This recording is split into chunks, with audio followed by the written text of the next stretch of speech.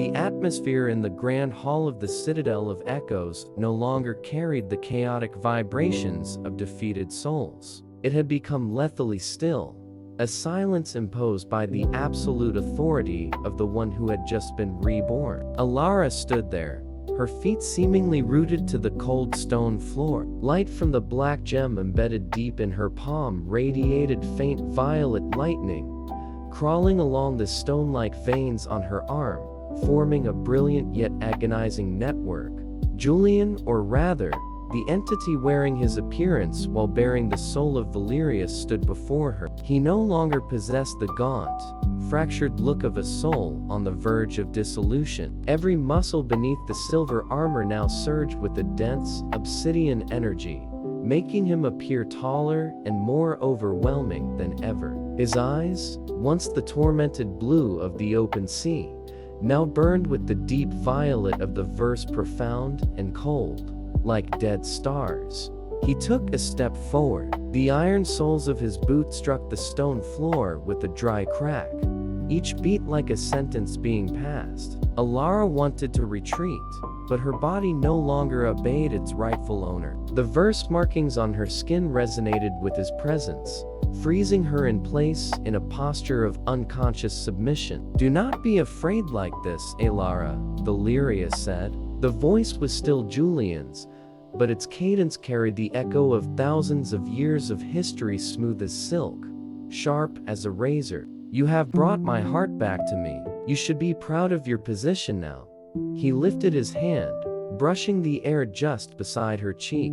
Elara felt a powerful electromagnetic surge race across her stone-like skin. Though he did not touch her directly, the closeness sent the shared heartbeat in her chest into chaos. It was a paradoxically sensual moment. She despised the being who had possessed the man she loved, yet her body trembled with an inexplicable craving, a biological dependence the verse had implanted in her soul. "You are not Julian," Elara whispered, her voice splintering like grinding stone. "Julian would never look at me with those eyes." Valerius's lips curved slightly into a radiant, cruel smile. He suddenly closed the distance, his hand truly gripping her chin, lifting her face, and forcing her to stare into those dark violet eyes. This touch did not cause dissolution as before. Thanks to the black crystal heart, the boundary between life and death had been bent.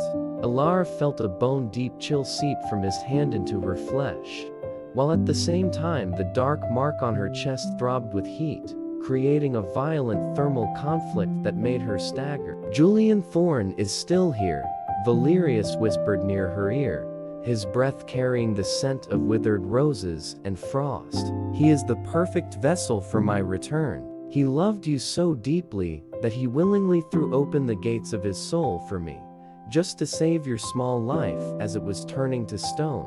You see, Elara, his love is what chained both of you to me." The impact of those words shattered Elara's emotions completely. The truth of Julian's sacrifice brought no comfort, only unbearable anguish. He had chosen to become a monster so she could live, and now her life had become eternal enslavement to the architect. The emotional shift from horror to dense despair caused the verse within her to erupt. Black mist tendrils from the gem in her hand lashed out, coiling tightly around Valerius's arm. This was the instinctive response of the heart of Echoes. It sought to protect its vessel, but did so by binding her even more tightly to the being before her. Valerius made no attempt to remove the mist. Instead, he laughed with delight. "Look at that. Even your soul recognizes its master. We are now a perfect triangle. Julian provides the form, you provide the pulse of life, and I provide the will. Oak Haven awaits us, Elara. It is time to erase those who call themselves the keepers of order." He released her chin and turned toward the citadel's exit. An army of echoes, the pale white silhouettes of dead mages and warriors, began to move in step with him. They marched as loyal specters, silent, forming a chilling procession beneath the dim moonlight of the borderlands. Elara was forced to walk after him. With each step, She felt her humanity being ground away. Her vision was now entirely shades of violet and gray. She no longer saw the green of grass or the gold of fallen leaves, only the currents of life energy being siphoned away by Valerius as they passed. They crossed a frost-laden valley. Valerius stopped beside a frozen lake and gestured for Elara to come closer. "Do you wish to see the second truth of the covenant?" he asked, without turning around. Elara stood silently beside him. In the frozen reflection, she saw herself. She was no longer the young woman of House Vance. Her eyes had turned pale violet, and on her forehead a new verse sigil had appeared, the symbol for the vessel. "The third layer of the covenant is not about the exchange of life and death," Valerius said, his voice tinged with a trace of solemnity. "It is about parasitism. To maintain Julian's form in the material world, each day you must sacrifice a portion of your memory of sensation. Today, you will forget the feeling of warmth. From now on, even if you stand amid crimson fire, you will feel only a hollow cold." Instantly, a perpetual chill enveloped Elara's soul. The concept of warmth vanished from her mind like a page burned to ash. She knew the sun was rising in the distance. She saw light fall upon her skin, but her mind could no longer decode what temperature meant. The world had become an endless block of ice. This consequence revealed a bitter truth to Elara. Valerius was stripping away, piece by piece, what made her human, turning her into a living statue, a purely magical instrument. "Stop," she whispered, her voice now devoid of the stone-on-stone sound, replaced by a terrifying emptiness. Valerius turned back, seeing the pain in her eyes. Something of Julian flickered within the dark violet gaze, a subtle twitch at the corner of his eye, a hand lifting as if to brush her hair before freezing mid-air. Julian's struggle still existed, buried deep beneath Valerius's eyes. "I can't stop, Elara." The voice suddenly grew hoarse, filled for a fleeting second with Julian's agony. He's too strong. Find a way. Kill me." But the violet flared again, erasing Julian's presence. Valerius seized her hand and pulled her against his chest. The embrace was forced, yet possessed a hypnotic pull. In Elara's world devoid of warmth, Valerius's presence was the only thing she could still feel through their magical bond. She clutched his cloak unconsciously, like a drowning person grasping a drifting slab of ice. "Do you see?" Valerius smiled cruelly. "When I take everything from you, will become all that you have. That is the true meaning of the Moonbound covenant." They continued their journey toward Oakhaven. The citadel behind them collapsed into mist, as if it had never existed. Before them lay the ancient forest surrounding the Silver City, where the Iron Veil Order was gathering its last forces to confront the nightmare they had unwittingly nurtured through centuries of suppressing magic. Elara walked on in a growing numbness. She watched the shadowy forms of the Echo Army glide past like ink stains on gray parchment. She realized she no longer feared Valerius. Fear required a connection to the self, and herself was being hollowed out by the hour. In its place, a warped sentiment took root, a slavish loyalty intertwined with the remnants of her love for Julian. As they neared Oakhaven's border, a patrol of Order mages appeared. They saw Julian and Elara, saw the ghostly army behind them, and hurriedly drew their weapons. Valerius did not need to draw a sword. He simply extended his hand. Black mist tendrils from the gem in Elara's hand surged forth at his will, piercing the mages' chests. There was no blood, no screams. The soldiers merely froze, the light draining from their eyes, before joining the Echo Army as new puppets of the possessor. "Look, Elara," Valerius whispered, his eyes blazing beneath the moonlight. "This is the new order. No pain, no betrayal, only eternal obedience." Elara gazed at the soldiers who had just been stripped of their souls. She realized she felt neither sorrow nor revulsion. A perfect emptiness had taken hold of her. She looked down at her hand, where the black gem pulsed in absolute harmony with Valerius's heartbeat. She had become part of the curse.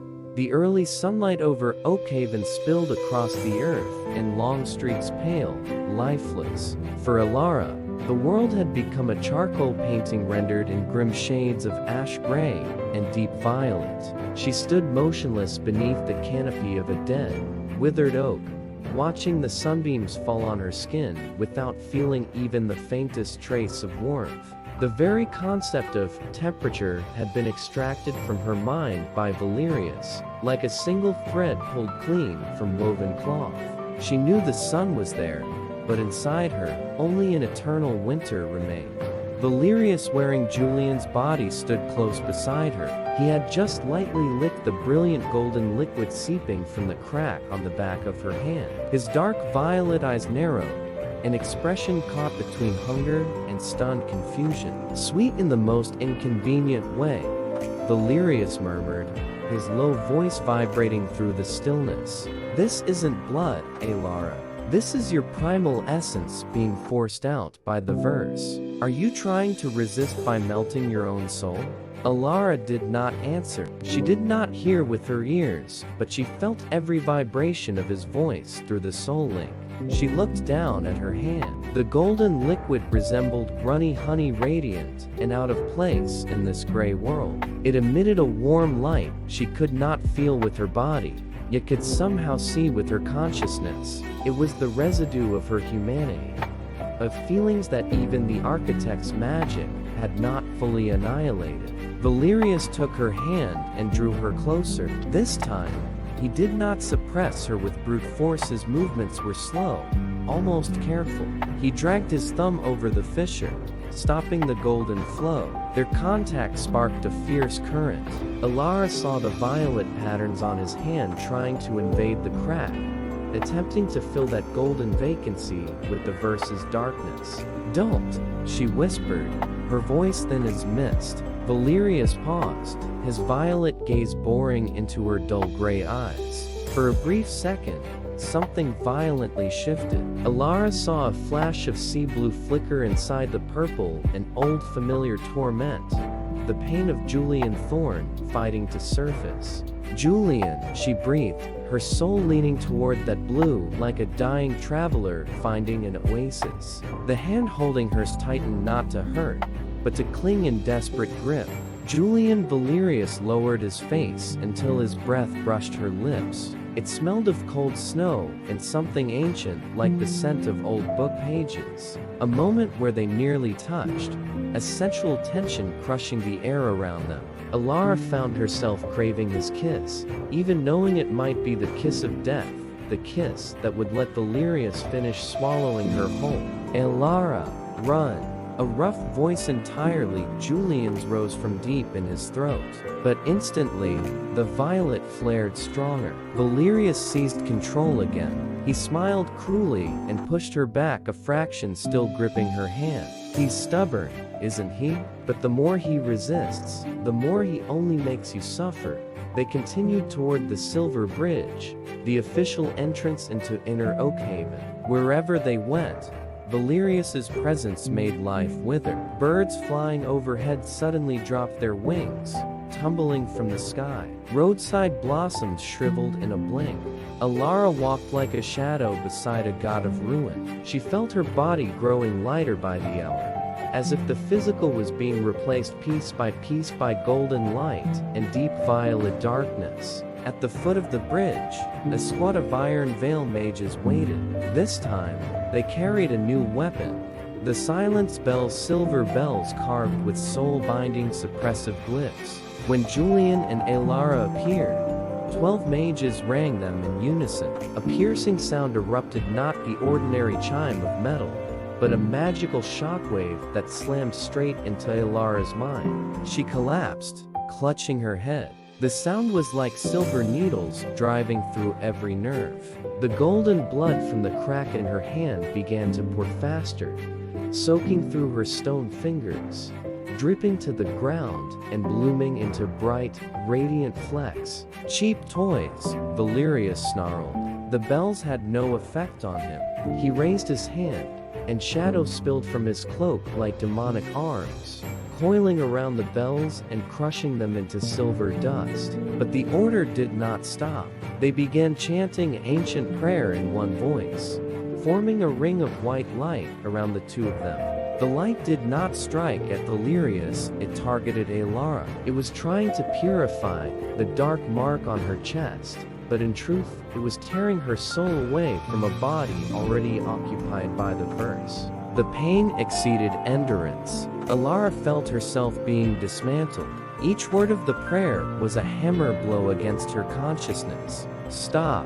You're killing her!" Julian screamed this time. His voice seized control of half the body. He lunged to Elara, wrapped her in his arms, and used his own spirit force to shield her from the purifying light. The consequence was devastating. When Julian used his spirit force to protect her, he accidentally forged a direct magical bridge between the two hearts beating in one rhythm. The Order's white light struck Julian, but the pain transferred to Elara, and then back again. They became a looping circuit of torment. In that agony, a memory suddenly flared inside Elara. She saw herself at 6 years old, sitting in the small kitchen of the Vance estate. Her mother was baking. The scent of fresh bread and the warmth from the hearth filled her with a strange, simple happiness. She saw her little hand reach for her mother's sleeve, feeling the softness of linen. At once, Valerius roared inside her mind. "Sacrifice it. Give me that memory so I can break this circle." Elara fought. She didn't want to lose it. It was the last warm fragment she still possessed. But if she refused, the purifying light would grind them both into nothing. "Don't give it to him, Elara," Julian whispered, his voice thick with pain. He strained against the light. Cracks spidered across his silver armor. But Elara watched Julian dissolving to protect her. She could not be selfish any longer. With a silent, soundless sob, she loosened her grip on her own mind. She let Valerius touch the memory of her mother, of bread scent, of hearth warmth. A massive explosion detonated. The energy released by the sacrificed memory burst from Elara, transforming into a violet and gold storm that scoured everything around them. The ring of white light shattered. The Order's mages were hurled back, their bodies turning to stone the moment they brushed the verse-laced surge. Silence returned, but it was a dead silence. Elara lay in Julian's arms, her breath ragged. She looked up at the sky and saw the sun still there. Yet the concepts of mother and home had vanished completely from her mind. She could picture a woman's face, but she no longer knew who it was, or why looking at it made something ache. She had lost the meaning of origin. The aftermath of that sacrifice emptied her emotions into perfection. She no longer felt pain. She no longer felt fear. She felt only a strange obedience toward the being holding her. Julian, now with Valerius dominant, again lowered his gaze to her. His violet hand stroked her cheek, where a new crack had formed. He no longer wore a cruel smile. There was a new appreciation in his eyes, an appreciation reserved for a precious instrument that had just proven its worth. "You chose correctly, Elara," Valerius said, his voice smooth, coaxing. "Memories are only burdens. You feel lighter now, don't you?" He lifted her into his arms. Elara did not resist. She rested her head on his shoulder like an orphan child clinging to the only guardian left. They stepped over the petrified bodies of the Order and entered the silver city of Oakhaven. The city, once radiant, now drowned in smoke and chaos. Citizens fled as Valerius's echo army drifted through the streets. Silver towers reflected violet light from the sky, creating a scene both majestic and mournful. Valerius led Elara to the Vance estate, the place of her birth, and the place of her first ritual. The Order had sealed it, but to Valerius, the wards were only fragile cobwebs. With a flick of his hand, the heavy oak doors blasted open. Inside, everything remained as it had the day she left. Books on the shelves, bottles of potions, and the addict's ritual circle drawn in ink, as dark as night. Valerius set Elara into an old armchair in the reading room. He knelt before her, taking her stone hands in his. A moment of extreme sensuality unfolded as he bowed his head and pressed his forehead into her palm, where the black gem pulsed steadily. "Here, we will complete the final verse," Valerius whispered. "I need you to perform one last ritual to fuse your golden bloodline into Julian's soul forever. Then no one will ever separate us again. I will have an immortal body, and you will be queen of this world of echoes."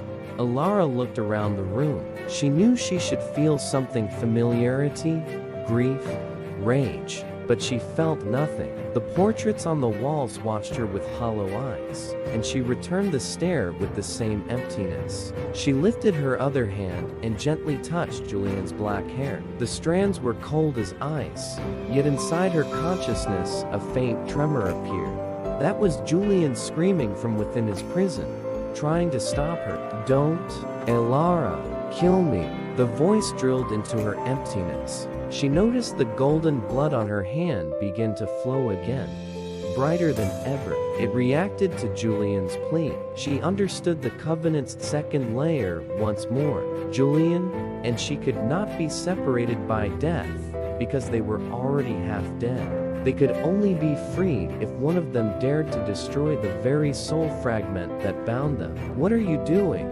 Valerius lifted his head, his eyes sharpening as the golden blood touched his armor. Elara smiled a real smile, the first since she had lost sensation. She said nothing. She gathered all her will into that golden current. She did not use it to attack Valerius. She used it to embrace Julian. A strange resonance ignited. The golden blood soaked into the silver armor, slipping into every fracture in Julian's soul. Valerius let out a cry of horror. He felt his control wobble, not because Elara was stronger, but because she was using her own sacrifice to feed Julian. "Are you trying to kill yourself?" Valerius shouted, trying to shove her away, but Elara's hands were stone clamps now, locking onto him. "No," Elara whispered, her voice suddenly clear, full of authority. "I'm redefining the Covenant." The consequence was immediate. Elara's body began to crack violently. Chunks of stone fell to the floor, exposing blazing streams of gold beneath. She was burning her own existence to carve out a pure space for Julian to return. The emotional shift from slavish obedience to willing, fierce sacrifice shook the world around them. The walls of the Vance estate began to split. Outside, the echoes screamed as Valerius's guidance faltered. In that chaos, a costly moment arrived. Valerius was driven fully into shadow. Julian Thorne truly returned. He saw Elara unraveling before him, and something in him broke. He wrapped her in his arms and kissed her, his lips meeting the lips that were turning into dust and light. A real touch, full of passion, full of desperation, full of life. In that instant, Elara felt warmth. Not the warmth of fire, but the warmth of love. Every memory of her mother, her home, the scent of bread surged back, radiant and vivid. She had regained sensation through the touch of sacrifice. But the moment they found each other again, a massive shadow rose behind them. It was not Valerius. It was the Iron Veil Order, led by a figure they had never seen. The High Hierophant of the Order. In his hands was a mirror larger than the one at the altar, and it was drinking in all of Elara's golden light. "How touching," the High Hierophant said, his voice dry as falling leaves. "But the verse belongs to none of you. It belongs to balance, and you are the ones who have broken that balance." He rang the golden bell in his hand. The entire Vance estate collapsed into a magical black hole. The pain did not arrive all at once. It began as numbness spreading from her petrified fingertips, slowly crawling up her arm, then driving through her chest where the shared heartbeat had just been torn apart. Elara Vance woke amid the ruins of her family estate. Around her, there were no longer polished oak walls or towering bookshelves, only ash, shattered stone, and a silence so complete it felt unnatural. Oakhaven, the radiant silver city, now resembled a vast tomb beneath the gray sky of a sunless morning. She tried to move, but her body was heavy as lead. Her left arm, once laced with brilliant verse patterns, was now dull and desiccated. Yet strangely, she felt a faint warmth quietly pulsing from her right palm. She opened her hand, and her heart tightened at the sight of a small rolled note. The last thing Julian had given her before the black hole swallowed him. Julian. The name rang through her mind like a morning bell. She lifted a hand to her chest, searching for the soul thread that had once bound the two of them. It was still there, but it no longer thrummed with life or answered his breath. She forced herself upright, and steady legs carrying her past the broken fragments of an ancestral portrait. She could not hear her own footsteps. Oakhaven's silence was not merely the absence of sound, it was an erasure spell released by the Iron Veil Order. They did not only want Valerius destroyed, they wanted every trace of those who had dared to touch forbidden power wiped clean. Elara stepped out from the estate's wreckage. The Silver City lay drowned in fog. Streets that had once been crowded were now nothing but faint shadows. She spotted a few dark shapes slipping through the mist, black-robed judges still hunting for remnants of the war. She pressed herself into the darkness of a collapsed wall, her breath blooming white in the cold air. This was the Covenant's new price and aftermath Julian never had time to warn her about, without his soul beside hers to counterbalance it. The verse inside Elara began to digest itself. She felt part of her memory evaporating. She stared at the ashes of her home and suddenly realized she could no longer remember her father's face when he smiled. She remembered that he had smiled. She remembered the feeling of being protected, but the actual lines of his features had dissolved, replaced by a violet-black stain of verse. She unfolded the note in her palm. The words were written in luminous ink, softly glowing through the fog. To recover the missing fragment, go to the place where the moonlight is imprisoned beneath the water. Life does not end in death, it only changes into another melody. Do not let echoes deceive your heart. The Sunken Cathedral, an old legend about an ancient temple swallowed deep beneath Mirror Lake to the west of the city. They said it was a crossing between waking and dreaming where lost souls could find the road home or be trapped forever in water-filled corridors. Elara knew she had to go, but loneliness crashed over her like a tidal wave. Without thinking, she reached her stone hand toward the space beside her where Julian had always stood to steady her. Her fingers curled, clawing at empty air. A moment that almost became a touch, except the one she was reaching for was no longer here. A painful sensual longing surged inside her. She missed the chill of his armor, the scent of snow and withered roses, the way his sea blue eyes drilled into her soul whenever she was about to collapse.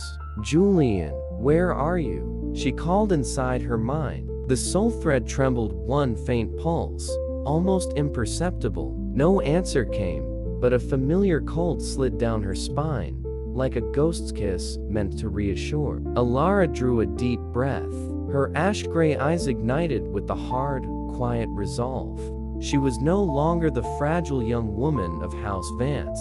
She carried the verse now. She held the Covenant's final key. She began her journey out of Oakhaven. To avoid the Order's pursuit, she had to pass through the Weeping Crypts, catacombs beneath the city where grief seemed to live in the stone. The air was damp, thick with moss and cold earth. The sobbing of trapped spirits echoed through the corridors, but Elara no longer feared it. She realized these echoes were threads of an immense covenant Valerius had woven across the world. As she passed a larger burial chamber, 3 of the Order's judges surrounded her. In their hands, silver swords blazed with purifying light.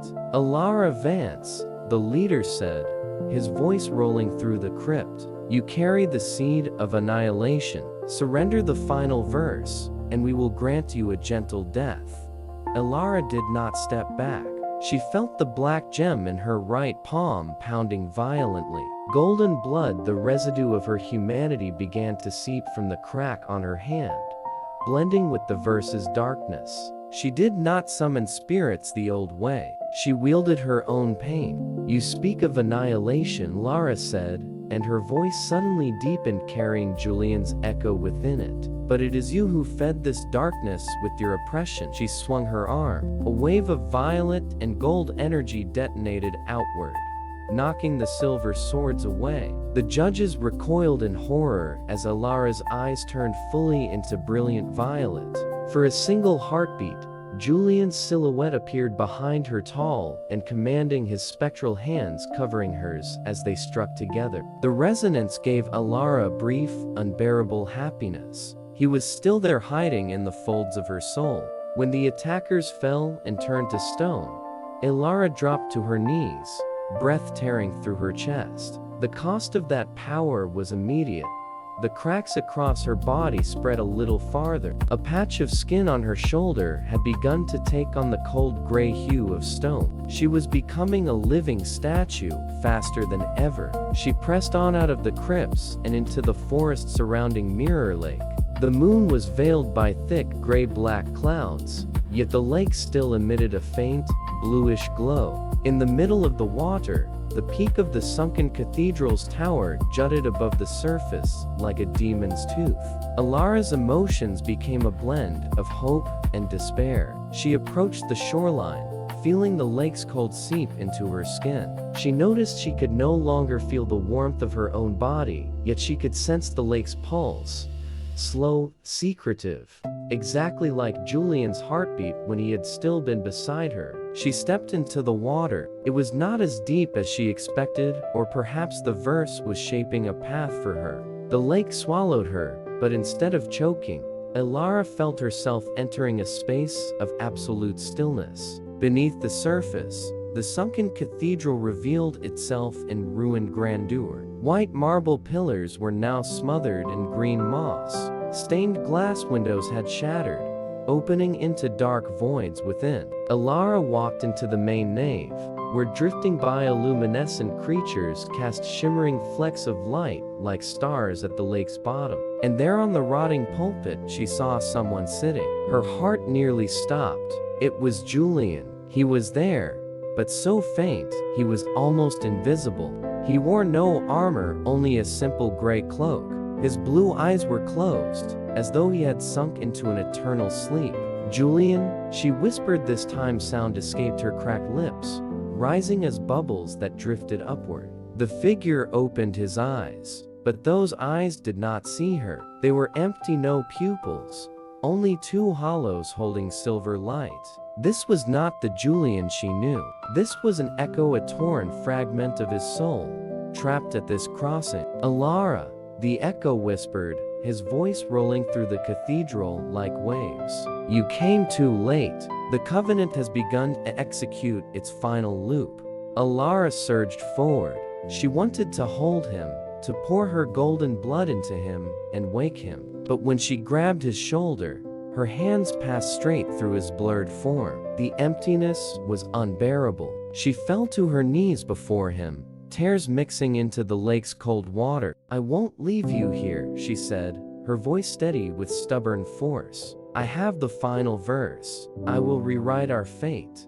Julian's echo smiled, a sorrowful curve of lips. To save me, you must sacrifice the only human thing you have left.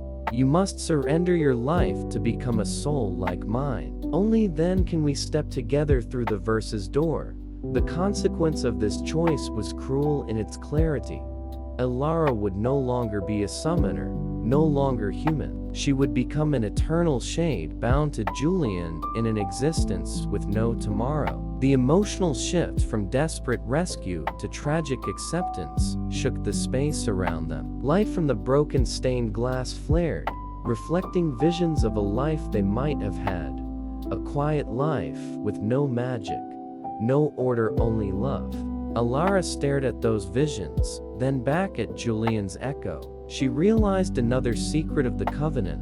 Valerius never wanted to possess their bodies merely to live again. He wanted to use their love to forge a new kind of immortal energy, fed by the endless suffering of two souls who could never truly touch. She took out the verse paper and placed it on the stone altar. She drew her silver dagger not to cut her hand, but to slice directly into the soul thread binding her to Julian. "If we cannot be together in life," Elara whispered, "then we will destroy this life together." A thunderous blast erupted from the cathedral's heart. The lake began to churn violently, forming a colossal vortex. Julian's echo flared with light, and for one brief instant he regained his true form. He reached out and took Elara's hand. This time, the touch was real. An intense sensual tension exploded between them. Elara felt Julian's lips touch her forehead, a kiss tasting of lake salt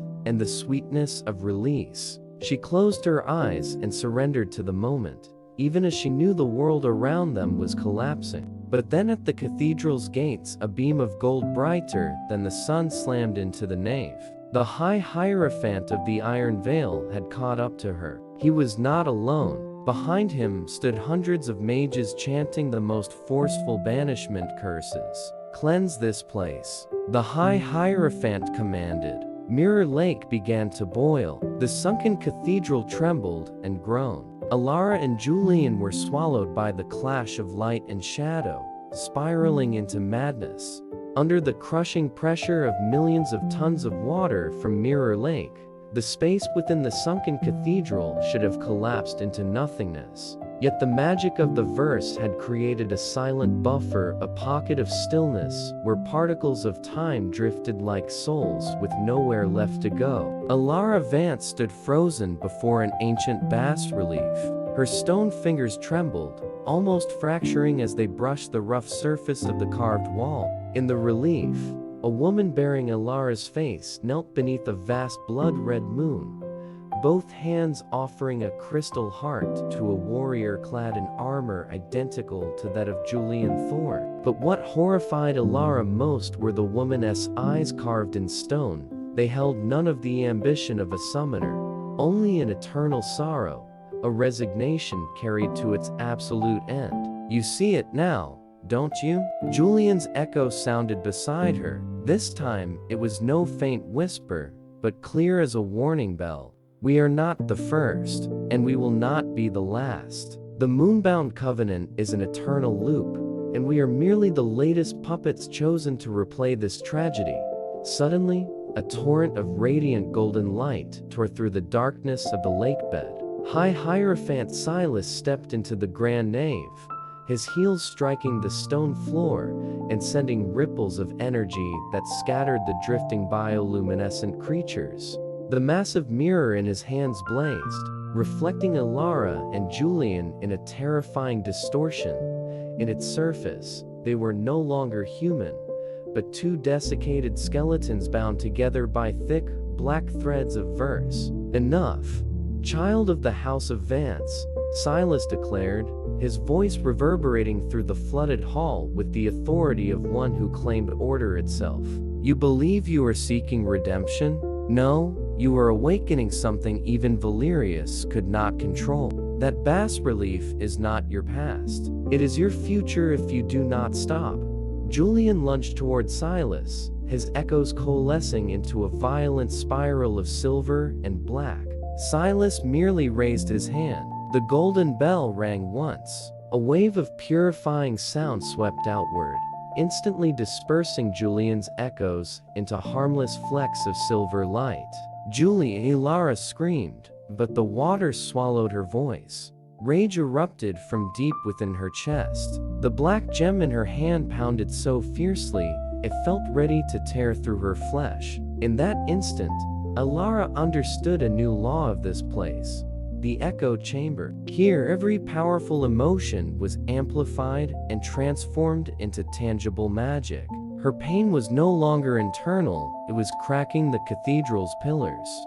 She turned on Silas, her violet eyes blazing. "You speak of the future? How long has the Order hidden this truth? You never destroyed the covenant, you nurtured it, keeping the world trapped in fear. Silas narrowed his eyes. Fear is what keeps humanity from touching the darkness. And you, Elara, have gone far too deep.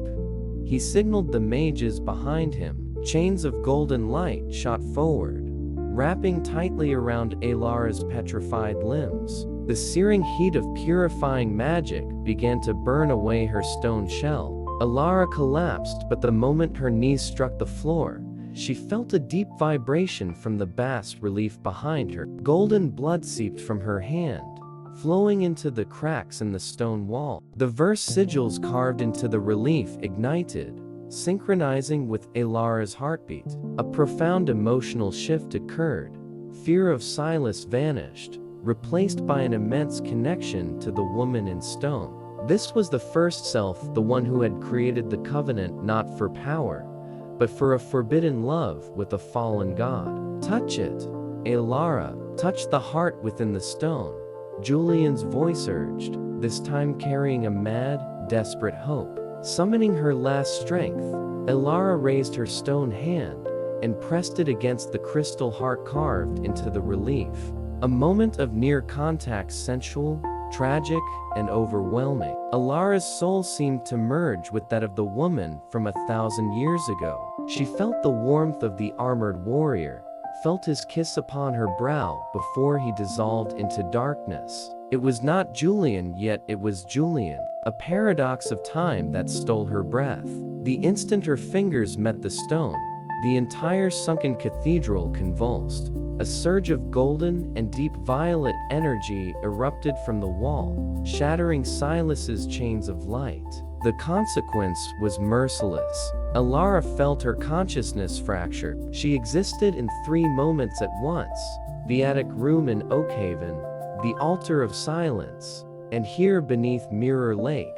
Time was no longer a line, it was a circle, closing in upon itself. What have you done? Silas staggered back in terror as the cathedral's walls began to melt like heated wax. I am completing the loop, Elara replied. Her voice was no longer singular, it was a chorus of thousands. Julian Thorn Ray formed from the silver sparks into his true shape. He rushed to Elara and wrapped his arms around her from behind. His spectral hands covered her stone ones as they pressed together against the relief. The resonance of 2 souls that had lived and loved across countless lives unleashed a power beyond even the Order's magic. We will break it, Elara, Julian whispered into her ear. Not by destroying the covenant, but by becoming it. The result was irreversible. Elara's body began to dissolve not into stone, but into pure light. Silas and the Order unleashed their final attacks, but all were consumed by the magical vortex. In the final moment before the sunken cathedral collapsed entirely, Julian looked deep into Elara's eyes. He understood. To seal the loop, one of them had to remain behind, anchoring the door of time shut within the dream realm of the cathedral. I love you in every lifetime, Julian said softly, a peaceful smile on his lips. With a surge of soul force, he pushed Elara toward a fissure of light opening in the cathedral's ceiling. She reached for him, desperate to hold on, but Julian had already retreated into the shadow of the relief, his form merging with the warrior in stone. Julian, no, Elara was pulled into the tear of light. The crushing pressure of water vanished, replaced by infinite emptiness. She saw the sunken cathedral explode beneath the lake, sending a colossal pillar of water surging skyward. When she opened her eyes, she found herself lying on the shore of Mirror Lake. Night had fully fallen, and a full moon blazed overhead. Her body bore no cracks. Her skin was warm and whole, as though nothing had ever happened. But when she looked at her right palm, the black gem was gone, replaced by a golden crescent-shaped scar. She had returned to being human, and she was utterly alone. Elara sat up, gazing at the lake, now calm as polished glass. No bells, no Silas, no Julian, only the wind whispering through the willows. A numbing pain settled into her soul. She had gained life, but the price was that the soul of the one she loved was imprisoned forever beneath the lake, traded for her freedom. Then she heard it. A soft whisper rose from the crescent-shaped scar on her hand. "Look at your shadow, Arya." Elara jolted and looked down at the ground beneath her feet. Under the full moon, her shadow was not the slender outline of a young woman. It was the shadow of a tall warrior, silver sword in hand, kneeling as if bound by an eternal oath.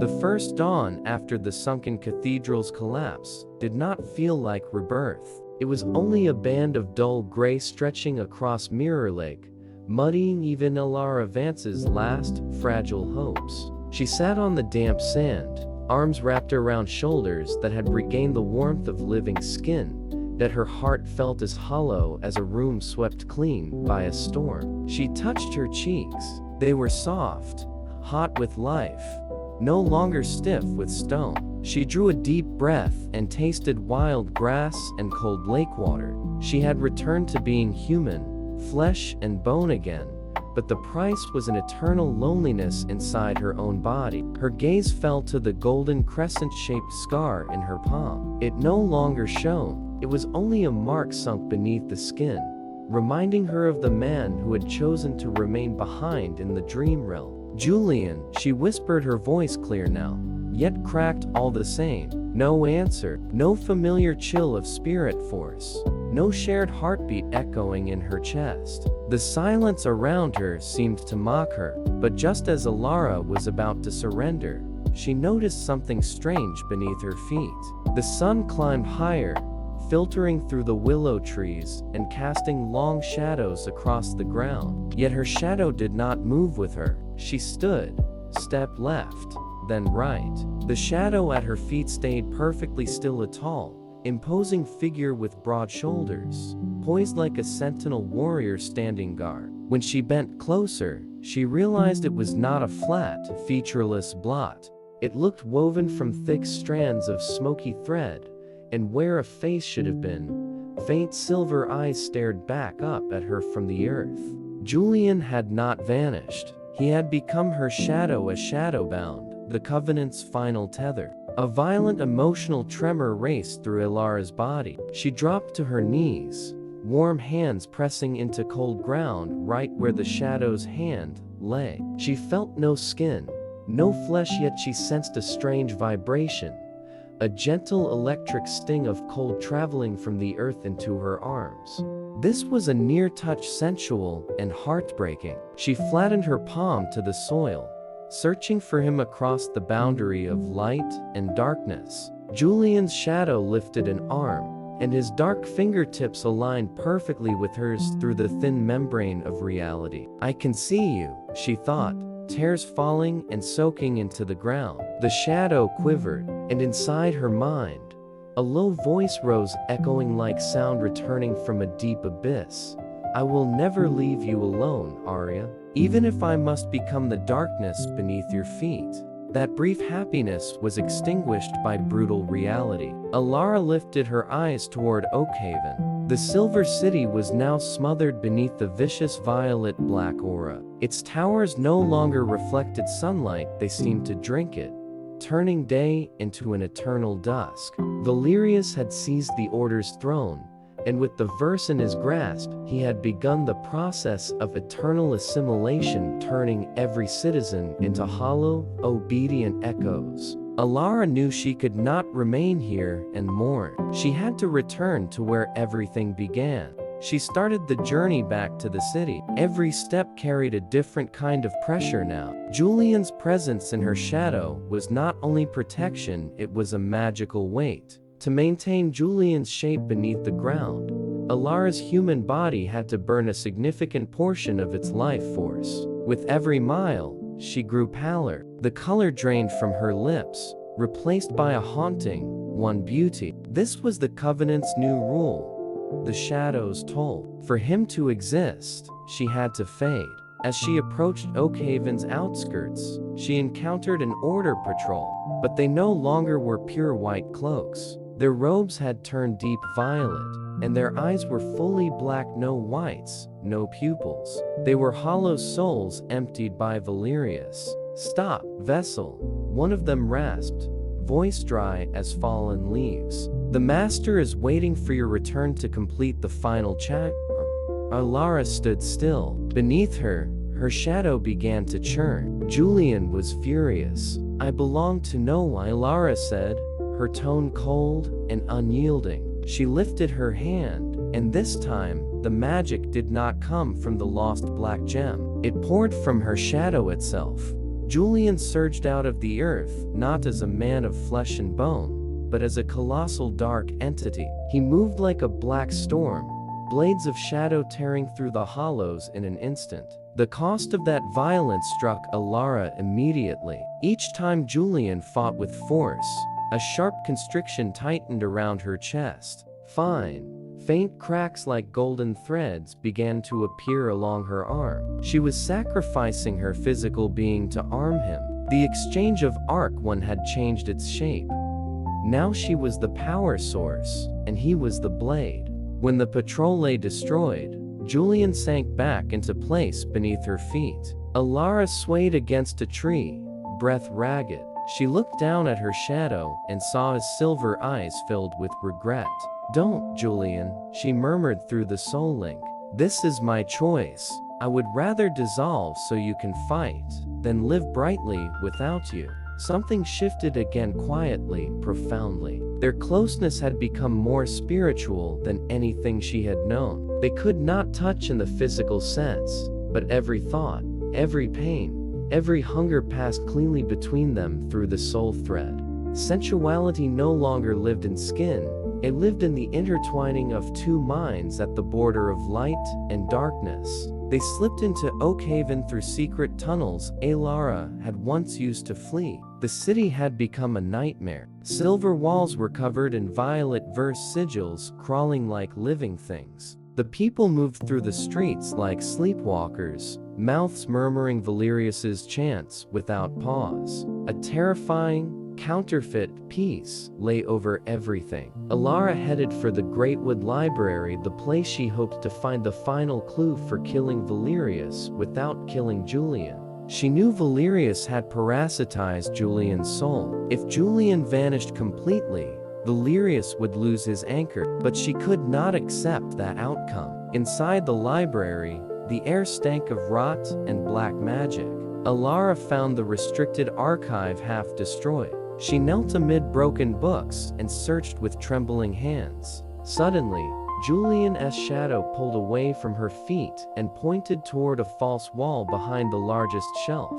Inside the hidden niche lay an ancient journal, its cover made of human leather, blackened by time. It belonged to the woman from the sunken cathedral's bas-relief, an ancestor of House Vance. Elara opened it. Under violet light spilling through the window, old script surfaced. The covenant cannot be broken by blood or by death. It can only be reversed through absolute acknowledgement. The chained must accept they are the chain, and the chain holder must accept they are the slave. Only when the boundary between master and soul fully dissolves does the verse lose its host target. Elara went still. This was the covenant's third layer. To end Valerius, she and Julian had to perform a complete fusion of souls, where no one remained master, no one remained guest. But the price was terrifying. They would lose physical form forever, becoming a single symbiotic entity living in the world's cracks. The discovery made Elara tremble. She looked down at Julian's shadow. He was watching her, and in his eyes, she saw readiness. He had waited for this, a release from the weight of history. Then a cold laugh rolled through the library. Valerius appeared. He no longer wore Julian's shape. He had taken Silas's body, twisting the High Hierophant into a monstrous thing with 12 black wings and eyes blazing violet. He stood atop the spiral staircase, staring down at Elara with absolute contempt. "You think you can rewrite the verse, Miss Vance?" Valerius said, his voice like metal grinding against metal. "You are a single note in my symphony, and now will reclaim the final fragment you are holding." He flicked his hand. Violet threads descended from the ceiling, wrapping Elara's body tight. She was lifted into the air, breath crushed from her lungs. Julian's shadow surged upward to fight, but Valerius simply stamped a foot onto the darkness of the floor, pinning Julian to the ground as he screamed in agony. "Don't hurt him," Elara cried out, blood beginning to seep from the scar in her palm. Valerius stepped closer, Silas's face now fully distorted, revealing the ancient architect's true lines beneath. "You love him that much? What a wasteful emotion. Let me show you the truth of your shadow lover." He pressed a hand to Elara's forehead, and a vast, dark memory poured into her mind. Not Julian's memory, hers.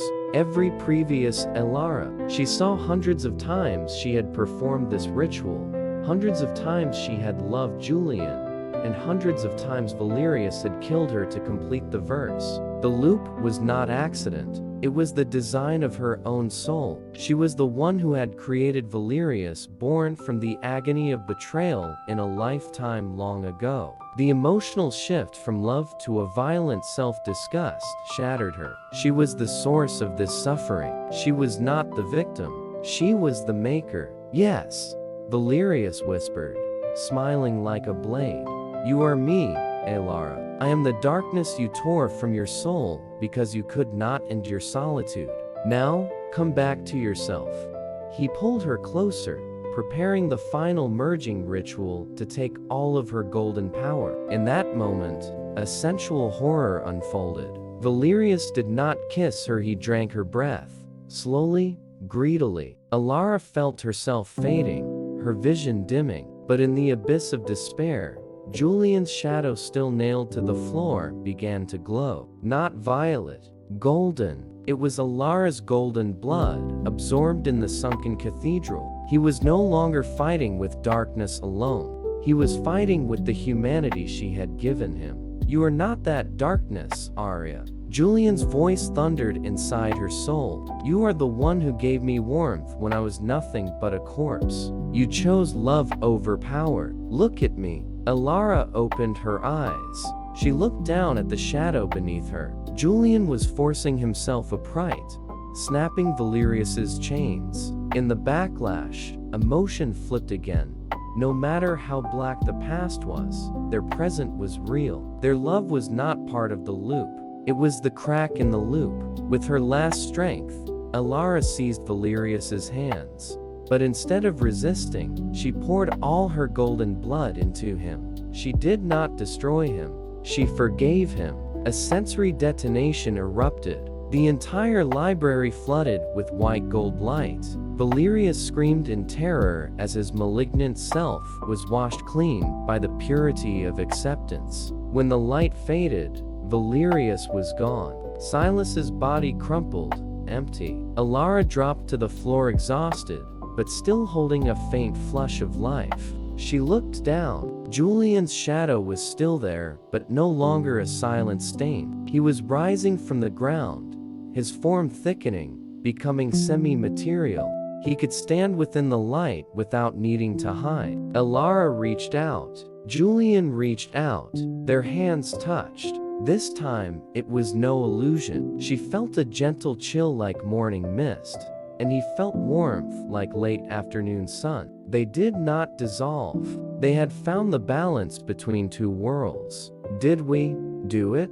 Elara whispered. Julian looked out over Oakhaven as the violet aura began to unravel. "We broke the loop, Arya, but the original verse still exists. Valerius isn't dead, he's only been scattered into the space between things." He helped her to her feet. They stood amid the library's ruins, an uncanny pair of light and shadow. They knew the war was not finished, but now they were no longer slaves to fate.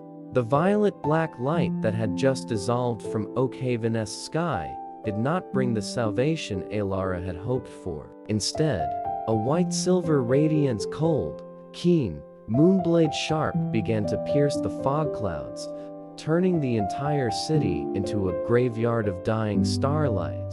Elara Vance stood amid the ruins of the Greatwood Library, her hands trembling as she stared at the crescent-shaped scar in her right palm. A thick, ink-dark blood carrying the scent of void and ancient curses began to seep from the scar, staining the golden patterns she had fought so hard to reclaim. Each drop that struck the stone floor hissed, scorching even the dust of time. She did not feel pain in any ordinary way. What she felt was a horrifying emptiness, as if an unseen pull from above were trying to drain her soul through that tiny fracture. Elara, Julian Thorne's voice rang close, no longer the murmur of a ghost, but physically present, unmistakably real. He surged to her side, his hands now dense, gray-silver, half-material closed around her wrist. The instant their skin met, a freezing current shot through Elara's body, halting the flow of black blood.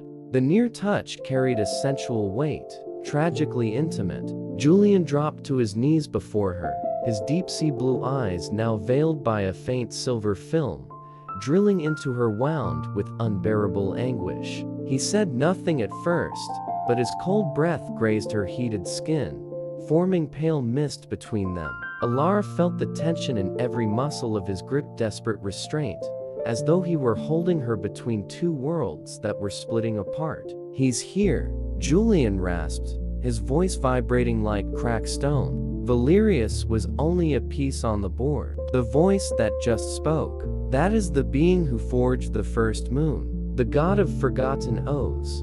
Elara lifted her gaze to the highest tower of the order at the city center. The white-silver aura pouring from it was so intense the surrounding buildings seemed to melt into shadow. She felt her heartbeat being dragged into an alien rhythm, slow, imperial, galactic. "Thank you for cleansing the old architect." The voice came again, not from the air, but from inside her own blood. "Now, welcome the heir of the moon god." The consequences landed immediately. Elara felt her vision change. The vivid colors of the physical world that had returned only minutes ago were abruptly replaced by a blinding whiteness. She no longer saw broken books or ash. She saw enormous cords of light stretched across Oakhaven, linking every citizen's heart to the Order's throne. "We have to go, Arya," Julian said, hauling her upright. He sensed her weakness. "Yes, using the verse inside you as an anchor, pinning his power to this world through your body. If you stay, you'll become the gate he steps through." They fled the library and moved through streets now drowned in milky white magic. Elara noticed something terrifying about Julian. He no longer retreated like a shadow. Under the moon god's light, Julian grew more alive, almost returning to a body of true flesh, yet his skin reflected light like crystal. And Elara began to fade. Her hands became translucent. Each time she touched a stone wall, her fingers slipped partly through it. A new exchange had begun.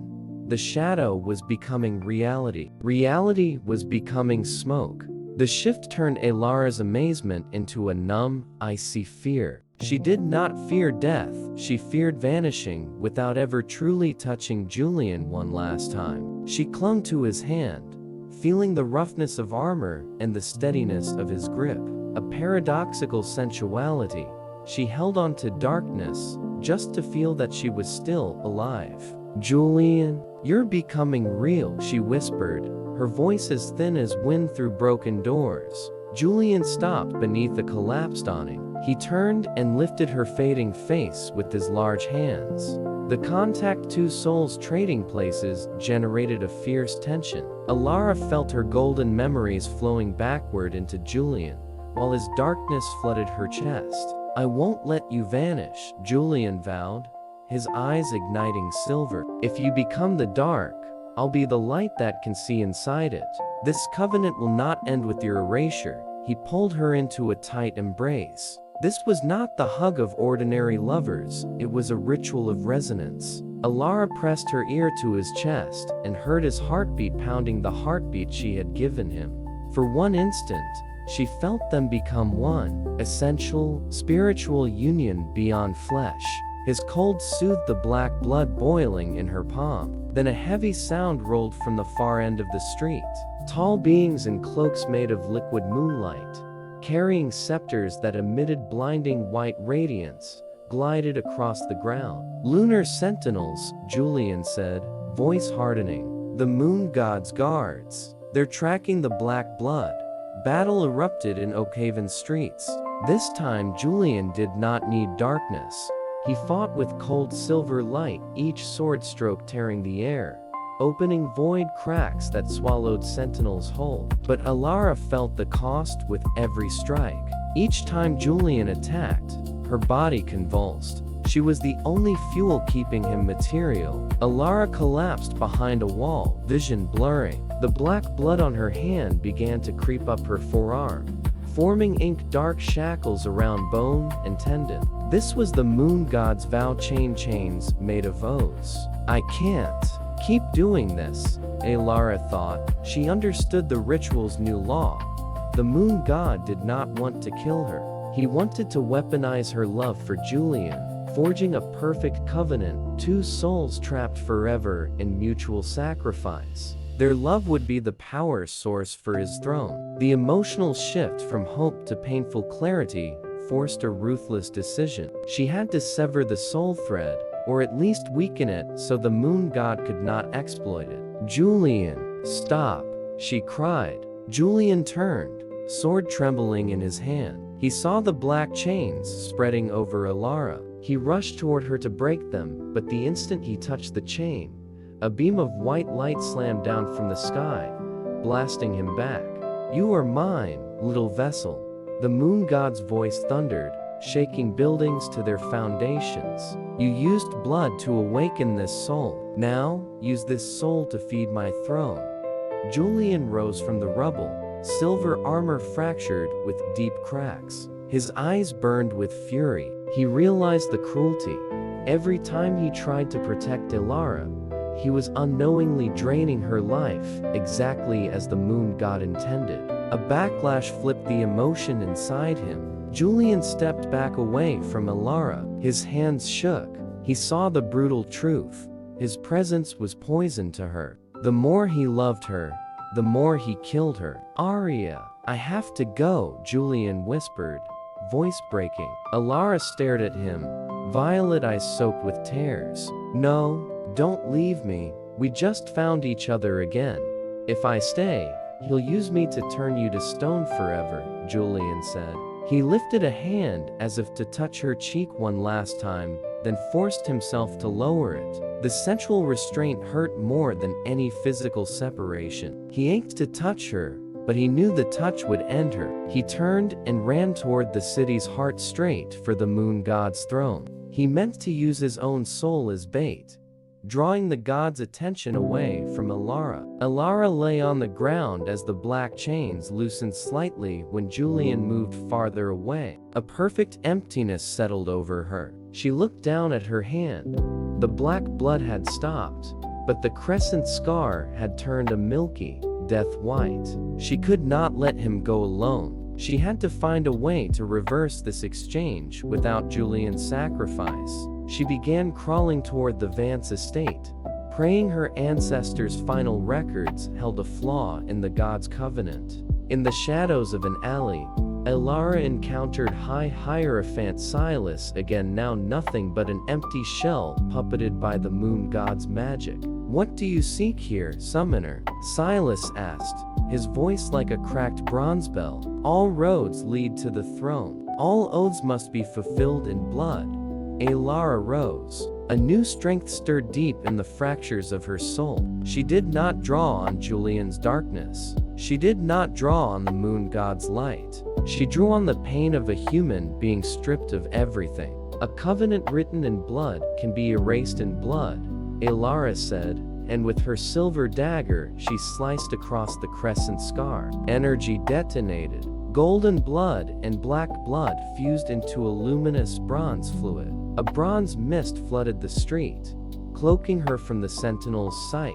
She ran through the city toward the throne. She saw Julian at the cathedral gates, surrounded by hundreds of sentinels. He fought like a god of shadow, but his strength was bleeding out. The price of the bronze blood struck Elara fast. She felt the memory of her own name begin to blur. She knew who she was, but the word Elara suddenly felt distant, strange. She was sacrificing her last identity for a single moment of sovereign power. When she reached the throne, she saw the moon god. He had no fixed form, only a colossal sphere of white light hovering above the order's seat. Julian hung in midair, bound by cords of light.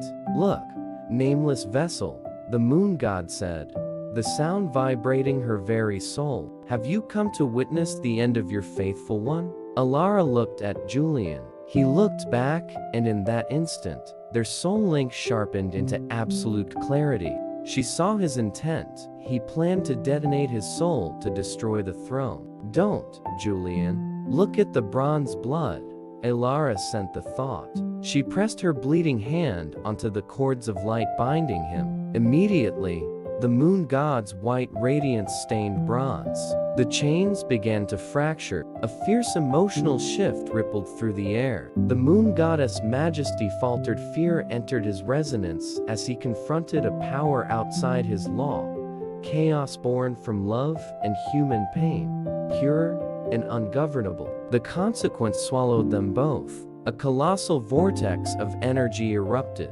Oakhaven shook as if it were about to collapse into a black hole made of light. In that moment, Julian broke free. He plunged down and caught Elara. Together, they fell into the heart of the bronze brilliance. A real touch, hot, passionate, whole. This time, there was no dissolution, only a startling completeness. But when the light dimmed, Elara realized they were somewhere else entirely. No Oakhaven, no order. Before them stood an ancient golden door, bound in chains, sealed with 12 moon-shaped locks.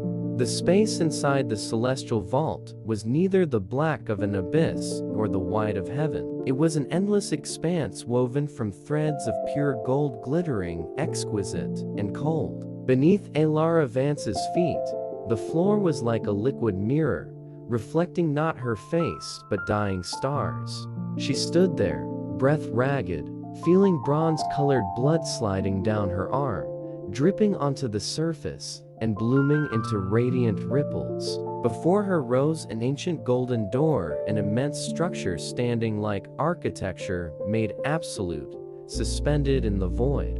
12 moon-shaped locks were arranged in the cycle of a year, each emitting a low, heavy pulse, like the heartbeat of something imprisoned. Julian Thorne stood beside her, his form now a luminous gray-silver. His armor caught the vault's gold light and gave him a suffocating, regal grandeur. Julian reached out and touched the door. At once, images appeared not in pigment, but as deep etchings carved into the metal itself. Elara stepped closer. Her violet eyes narrowed in pain as she realized the reliefs were moving. She saw an ancient Vance estate, thousands of years ago. A woman, Elara's ancestor, wearing Elara's face so perfectly it made the blood turn, stood before a stone altar. Behind her, a child slept in a cradle, and opposite them stood a being of white light, faceless, the moon god in his primordial form. "She sold you," Julian whispered, his voice breaking with shock. Elara's chest clenched as if an invisible hand had crushed her heart. She watched the woman sign a contract made of light. In exchange for the Vance line's endurance and the right to rule Oakhaven, she had sacrificed the child's soul, the very past self that would one day become Elara, into an eternal loop of offerings.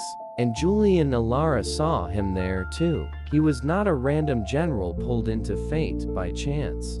He was collateral, a chain forged from the moon god's darkness, created to keep that child bound across every lifetime. The emotional shock shattered Elara. She collapsed onto the mirror floor. This betrayal exceeded anything she could have imagined. She had fought, sacrificed, loved Julian, believing they were free souls resisting destiny. But the brutal truth was that both of them were pieces in a game arranged 10 centuries ago by her own blood. "Arya, look at me." Julian dropped beside her, hands gripping her trembling shoulders. For the first time, he spoke the name only their souls knew. Inside the celestial vault, their contact carried overwhelming sensation. Elara felt him not only through skin, but through every quivering strand of soul thread. The chill of his armor collided with the heat of her bronze blood, forming a pocket of space that was sensual with pain and hunger. She looked up at him through tears. "What are we, Julian? If even this love is part of the contract?" Julian lifted her face with his large hands. His silvered gaze ignited with a fierce resolve she had never seen before. "A contract can write meetings," he said, "but it cannot write the way we look at each other. It cannot write how you sacrificed your humanity to save me, or how I chose to become your shadow to protect you. They can forge chains, but we turn those chains into an oath." A near touch followed lips only a breath apart, where the breath of life and the breath of death mingled. Elara felt Julian's fierce longing, a desire to break all laws just to truly hold her, to truly free her. The tension made the 12 locks tremble violently, and the vault answered. A new ritual law activated, the law of transgenerational debt. To open the 12 locks, Elara had to fill each one with her bronze blood, the hybrid of human life and verse darkness. But for every lock she opened, she would be forced to relive the agony of one sacrificed lifetime. "I have to do it," Elara said, rising. She wiped her tears and stared at the crescent scar on her palm, now glowing bronze. She approached the first lock, New Moon. She pressed her bleeding palm into it. A scream tore across the vault. Elara found herself in a cold stone room, chained to a wall, watching her beloved executed before her eyes. Grief crashed over her like a storm. She buckled, blood leaking from the corners of her eyes. The first lock clicked open. Julian surged forward to catch her, but an invisible force hurled him back. The door demanded solitary sacrifice. Elara crawled to the second lock, Crescent Moon. This time, betrayal by her closest friend. The third lock, loneliness inside a crowd. The fourth, the terror of being stripped of voice.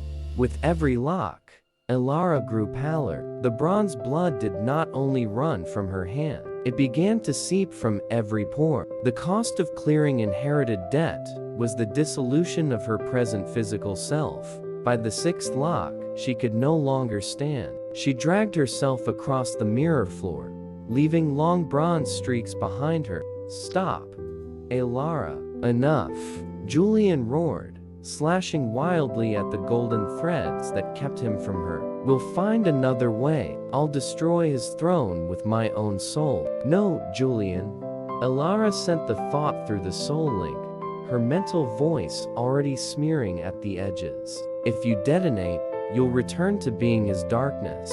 Only this blood can cleanse the contract." She reached the 12th lock, full moon, largest of all, set at the door's heart. When Elara's blood touched it, the celestial vault shuddered as if it would collapse. She did not see another personal tragedy. Instead, she saw white emptiness, and within it, the moon god. He was not majestic.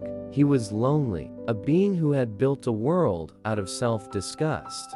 He kept Elara and Julian in the loop because they alone could generate pure emotion, the only nourishment that kept him from dissolving into the void. Hatred in Elara shifted into something colder, contempt. And with that shift, power erupted. Elara stopped using blood to open the lock.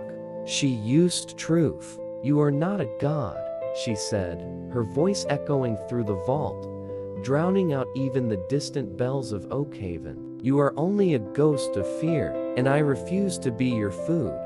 She drove her bleeding fist into the 12th lock. A world-splitting blast thundered. The enormous golden door cracked down the center. Plates of gold fell away, revealing the horror behind it. Not an exit, not a throne, a second colossal mirror, and it did not reflect the present. It reflected Oakhaven 1,000 years from now, a ruined city, empty of life, filled with stone statues bearing Elara's and Julian's faces locked in an embrace amid the rubble. "This is the end of all resistance," a voice murmured from behind the mirror. Valeria stepped forward wearing Julian's form again, but perfected, crueler, more precise. "You break locks," he said, "but you cannot break time. Every step you take leads to the same grave."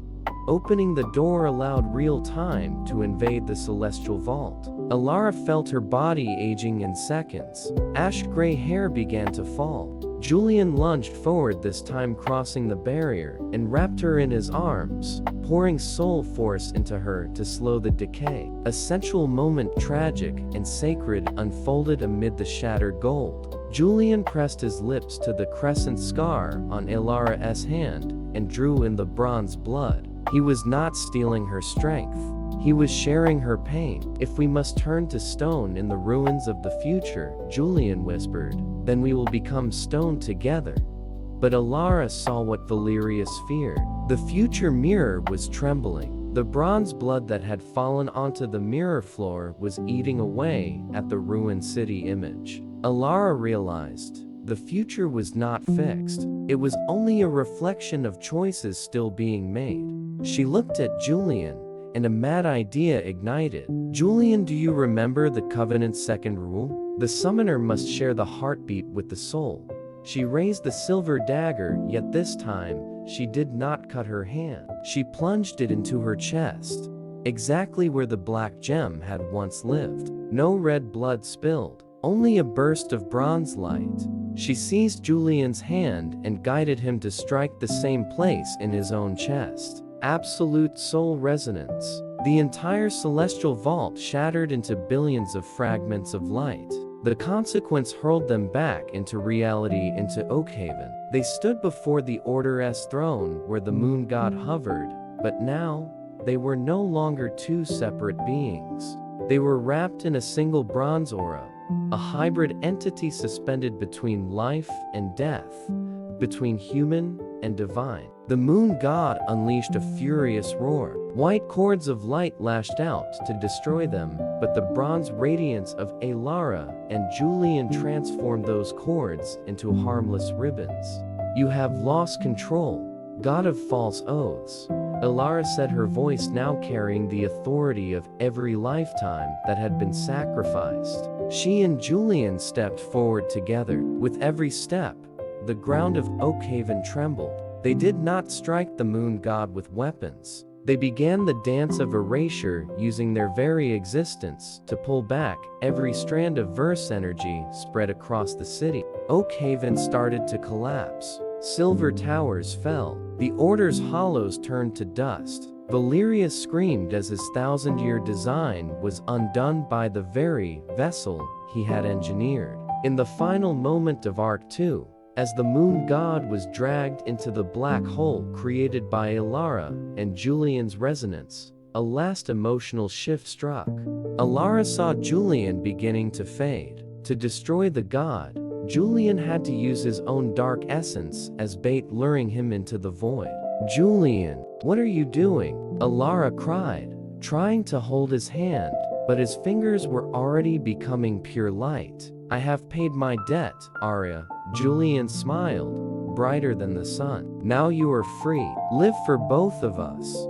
He was pulled into the black hole with the moon god and the Order's throne. A blinding white explosion swallowed everything. When the light thinned, Elara found herself standing alone in a vast field of sunflowers, the same vision she had once seen in the mirror at the altar. Oakhaven was gone. The Order was gone.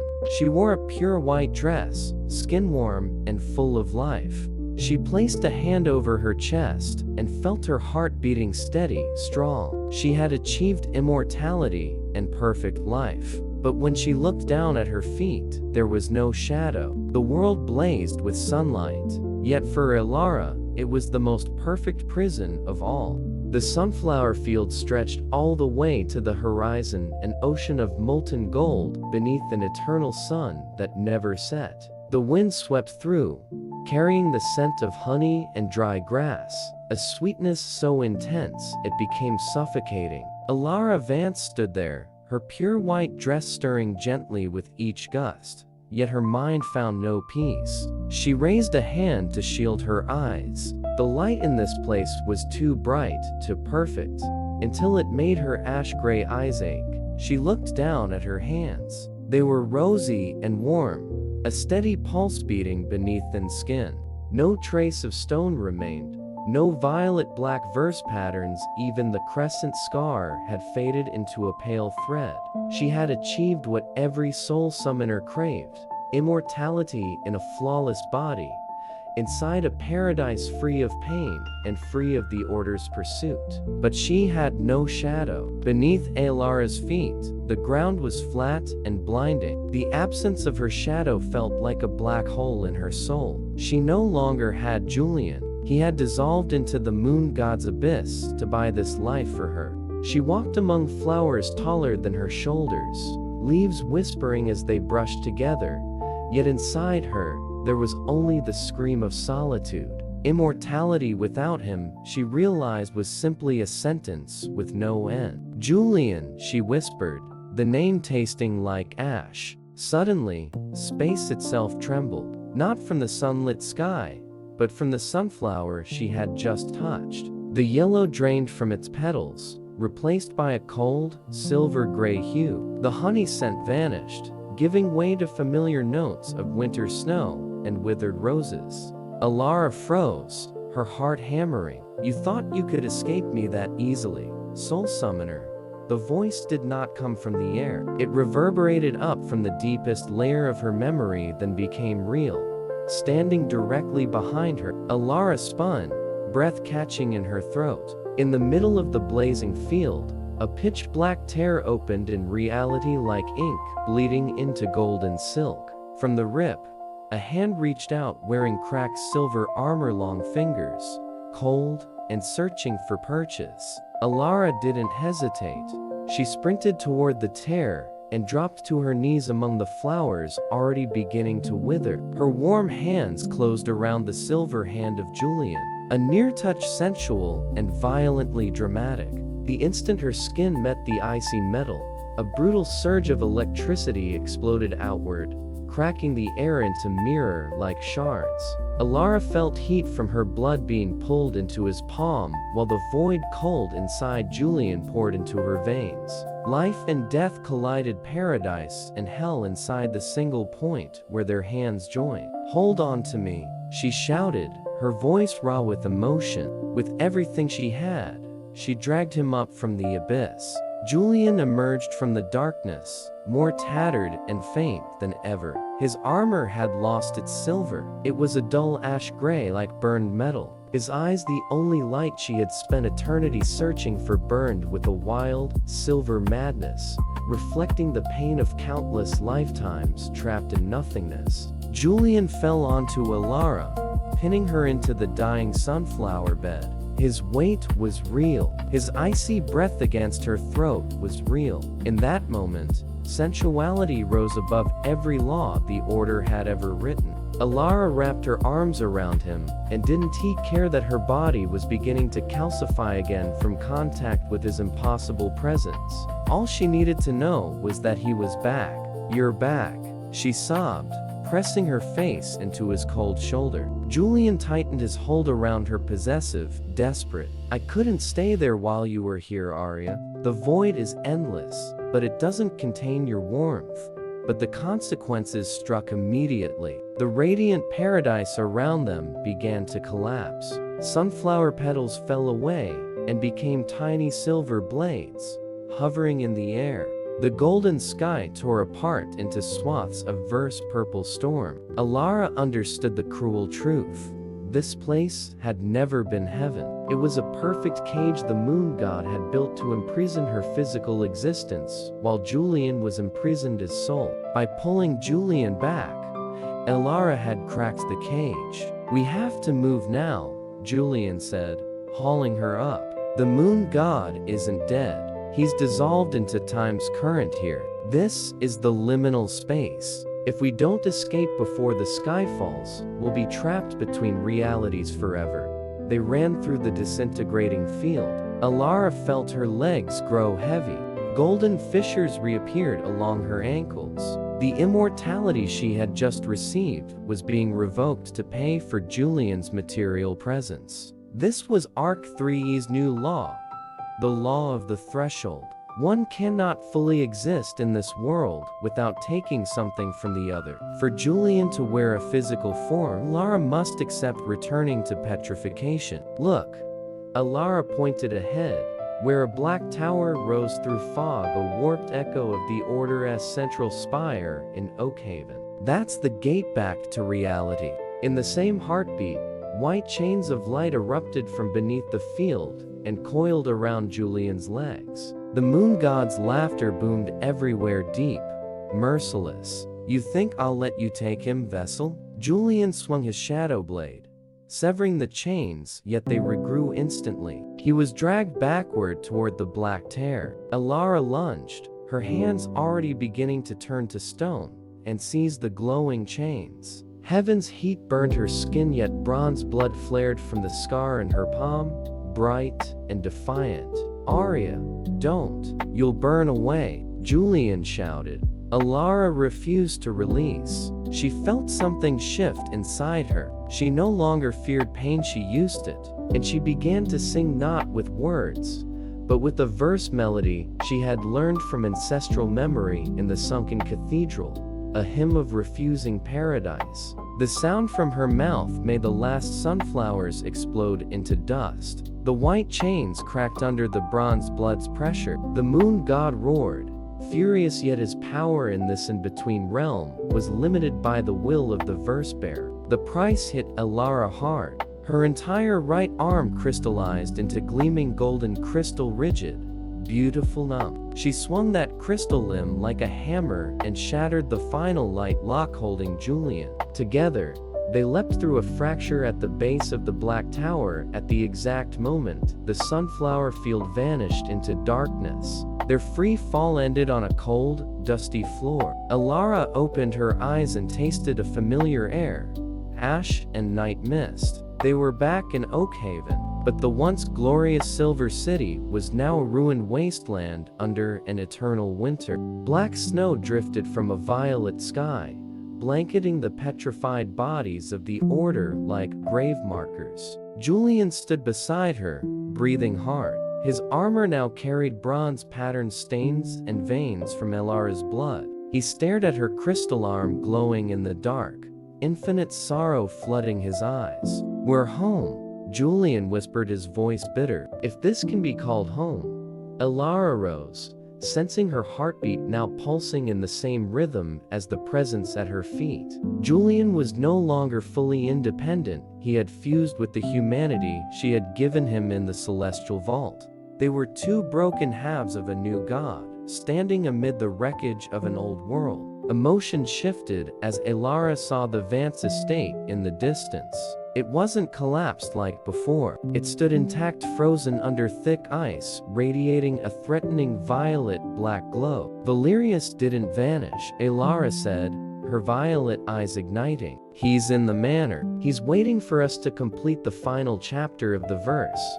Julian took her hand, crystal to silver, and the contact rang like a delicate bell. "This time we won't write it the way he wants. We'll destroy the verse at its root, even if the price is our permanent erasure." They walked through the dead streets toward the Vance estate. Wherever they stepped, the black snow drifted aside as if making room. Elara realized their presence had become a new force, something neither the moon god nor the Order could fully control. They were immortality's paradox, living inside death, dying inside life. But the consequences of returning to reality began to fall. Elara felt her memory of the sunflower field fading, replaced by visions of wars 1,000 years old. The past was swallowing her. With every step, she saw herself wearing an ancestor's gown, holding a black crystal heart in her hands. "Julian, I'm losing the present," she whispered, fear rising. Julian stopped, turned, and pulled her into his arms. He kissed her cold forehead, gentle, anchoring. "Look at me, Arya. I'm the only present you need. Don't let the echoes deceive you." They reached the manor doors. The oak was inlaid with 12 silver skulls, dead leaders of the order. When Elara touched the wood, all 12 skulls opened their eyes at once, blazing violet. "Welcome back, traitor," 12 voices spoke in unison. Inside, something sensual, horrific, and opulent waited. Valerius sat on a throne built from the Vance family spellbooks. Around him, hollows danced a choreography of erasure. He didn't look at Julian. He looked only at Elara, smiling as if satisfied. "You brought him back. Good. The final unification ritual can begin." Elara felt her scar flare with pain. A final ritual rule revealed itself. The final vow. To end the verse, the two of them must personally drive the sword of truth through each other's hearts. Only when both their blood mingles in death will the covenant be erased from time. Julian stared at the shadow sword in his hand, then at Elara. Silence fell, heavy and absolute. They had crossed the void to be together, only to learn that love's only ending might be their mutual destruction.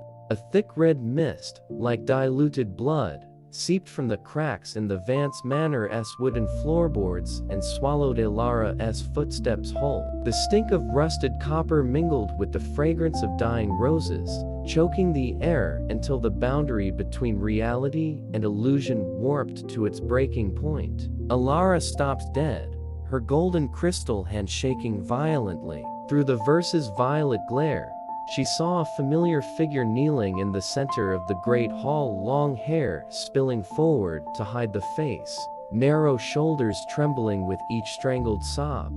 "Mother?" The word slipped from Elara's lips as thin as a thread and vanished the moment it touched the cold air. She had forgotten her mother's face, forgotten the warmth of her embrace across past lives, yet the tremor in her veins, the golden blood boiling beneath her skin, told her the being before her carried a fragment of Elara's own self. Julian Thorne's shadow at her feet surged upward, hardening into a half-material form that stood between Elara and the kneeling woman. He didn't draw his sword, but silver-black force spilled from him like a living barricade. Julian's pale eyes narrowed, fixed on the weeping silhouette. "Don't go closer, Arya," he murmured, low and wary. "Nothing in this place is real anymore. Valerius is weaving your most painful fragments into a trap. But you hear it, don't you?" Elara stepped forward anyway, ignoring his warning. "That's her voice. It can't be fake." The woman slowly lifted her head. Her face was paper white. Her eyes were clouded, no pupils. No life, only two deep hollows pouring tears of black blood. She extended bony hands toward Elara, fingers long and brittle as dead branches. "Arya, you've come back." The voice was hoarse, threaded with the sound of wind screaming through ancient catacombs. "He imprisoned me here, inside these books, to wait for you." The shock slammed into Elara so hard, she dropped her silver dagger. It struck the stone with a dry clink, cracking the hall silence. Elara's gaze caught the scar on her mother's wrist, a torn crescent mark, identical to the seal Elara carried. A horror surfaced, slow and absolute. Her mother hadn't died of illness, the way Elara had been told. She had been a vessel, a failed vessel of the previous generation, swallowed by the verse until only a shell remained. The consequence hit like a killing blow. Elara saw the cruelty of House Vance with sudden clarity. They hadn't merely summoned warriors for power, they had raised their children as a line of offerings, one after another, to keep an endless covenant breathing. Julian turned, gripping Elara's crystal hand, a near-touch sensual and tragic, his silver fingers covering her cold, translucent crystal, trying to pour reassurance into the tremor of her bones.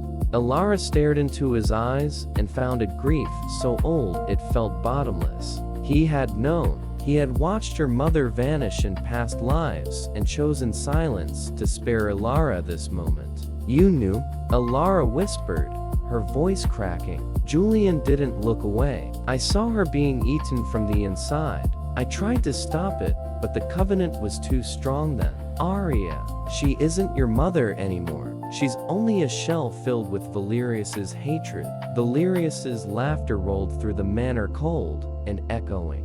He stepped from the darkness behind the woman, placing a hand sprouting the impression of 12 black wings on her shoulder. He regarded Elara with supreme triumph. Do you see now, little vessel? This is your destiny. You will petrify. Your soul will be bound into these pages to wait for the next child of House Vance. And Julian, he smiled, he will remain the keeper of your pain. A perfect loop. Valerius tightened his grip on the woman's shoulder. She shrieked, a thin, breaking sound, as violet verse threads coiled around her body and dragged her toward the throne built from spellbooks. Save her. Elara's emotion flipped shock into feral rage and power detonated inside her. Bronze blood surged from the scar on her palm, brighter than it had ever been. She stopped caring what it would cost her to exist.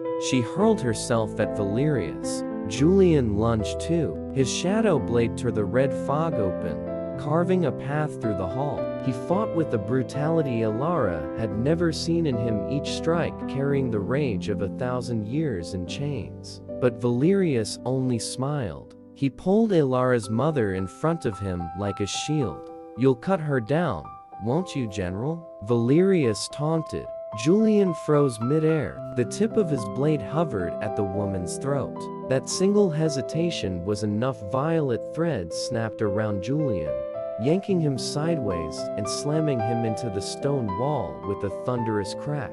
Elara reached her mother. She seized the woman's thin hands. For the first time in 10 years, she touched her, and the touch was a sensual horror, no warmth, no comfort, only the screaming of countless imprisoned souls rushing through the woman's veins like a tide of knives. Mother, stop, Elara sobbed, pressing her forehead to her mother's. The woman's thrashing stilled. Those hollow eyes looked into Elara's. A final insight passed between them, not a plea to be saved, but a plea to be freed. She wanted Elara to destroy her, to break a link in the chain. Kill me, Arya, before he takes you too. The whisper landed directly inside Elara's soul. The consequence shattered Elara from the inside out. To save herself and Julian, she had to become her mother's executioner. She saw Valerius readying the final vow, the last ritual, to fuse Elara's soul into the original verse.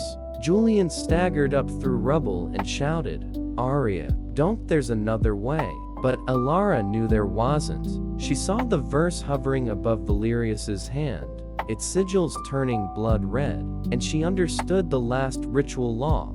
The blood seal disruption. A covenant signed in a mother's blood can only be erased at its root by the child's blood. Elara picked up the silver dagger from the floor. She didn't aim it at Valerius. She aimed it at her mother's heart while her left hand clamped around Julian's wrist as he lunged toward her. A total soul resonance ignited. Golden blood from Elara and Julian's silver darkness fused, surged down the dagger's edge, and drove through the woman's chest. White gold light erupted violent, cleansing, flooding every corner of the Vance Manor, exposing even its deepest shadows. The woman dissolved into white rose petals, lifting into the air, then breaking into glittering dust. Valerius screamed pure terror while the verse in his hand caught fire, burning with a brilliance that defied the hall's red fog. The bond between him and House Vance's bloodline had been severed forever by Elara's unbearable sacrifice. Silence returned, but the great hall was now coated in a thin layer of white snow. Elara collapsed, her eyes empty. She had done it, freed her mother, broken part of the curse, yet the price was unmistakable.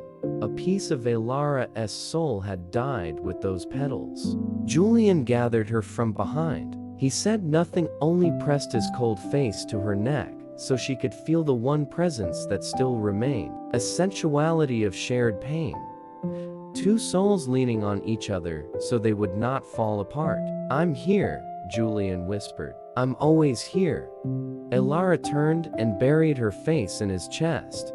crying without sound. She understood the Covenant's third layer again. Didn't he bind them only by love? It bound them by shared sins. They could never be angels. They were sinners clinging together, trying to carve out a small patch of sky inside the dark. But Valerius did not surrender. He stood amid the ash of the burning verse, Silas's borrowed body peeling away to reveal a primordial shadow underneath. You think killing her ends it? Valerius laughed, his voice now carrying the moon god's authority. She was only the key. You've just opened the door to the root of the moon, where every vow becomes physical law. He flicked his hand. The hall's floor split open. A spiral staircase plunged into the earth, breathing violet black light that felt like a living wound. The smell of the void rose from below, colder than any winter. Come, Valerius invited, his form dissolving into the stairwell's darkness. Vessel and shadow, the last battle is waiting where everything began. Elara forced herself upright and wiped her tears away. The crystal on her arm had climbed to her shoulder now, glowing with the mournful radiance. She looked at Julian. He nodded. There was no retreat left. They had to go down to the curse's root and rip it out once and for all. As they stepped onto the first stone stair, Elara felt a strange shift. The weight in her body eased, as if her flesh were beginning to blend with the space around her. She glanced at Julian and saw him brightening into silver light as well. Something was changing, and below them, the root of the moon was already listening. The space beneath the Vance Manor did not smell of damp earth or crypt darkness. It smelled like time compressed, an icy metallic taste, threaded with the scent of dreams that had never been allowed to become real. Elara descended the final steps, her feet no longer registering flesh against stone. Her crystal arm cast a faint, pale gold light, just enough to reveal what was unfolding in the underbelly of Oakhaven. She stopped. Julian Thorne moved in front of her, his silver sword lowered.